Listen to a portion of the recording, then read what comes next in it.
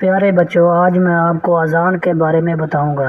رسول صلی اللہ علیہ وسلم نے فرمایا، جب آپ اذان سنو تو اس کی مثل کہو، یعنی جو الفاظ مؤذن ادا کر رہا ہے آپ بھی وہ ادا کرو۔ اس کے علاوہ جب مؤذن کہے اشہد ان محمد رسول اللہ کے ساتھ صلی اللہ علیہ وسلم کہیں، جب مؤذن کہے حی علی الصلاۃ حی علی الفلاح تو لا حول ولا قوت الا باللہ کہیں۔